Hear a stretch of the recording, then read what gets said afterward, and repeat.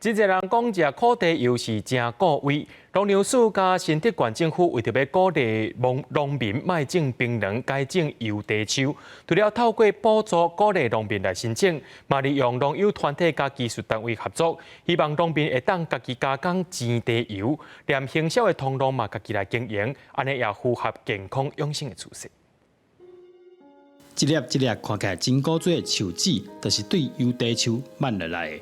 在农民细腻照顾之下，每一丛油茶树生了真好。今年因为气候稳定，茶油产量甲品质拢袂歹，农民一年的辛苦算是摕到回报。其实还很好种啦，只是要有一点用心来顾。没有台风来啊，又没有什么灾害，今年虫害也没有，所以今年我每个班园都丰收，产量都很好。农粮署这几年鼓励农民加种寡油茶，透过辅导，希望大家唔干那种尔，说来各通家己加工，提炼茶油，兼经营销售通路。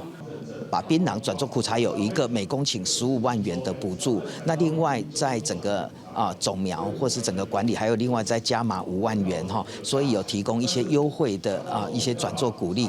目前新竹县种油茶树的面积有92公顷，为了鼓励农民种油茶，嘛透过补助来减轻油茶初期无收益的经济负担，希望推广油茶产业发展。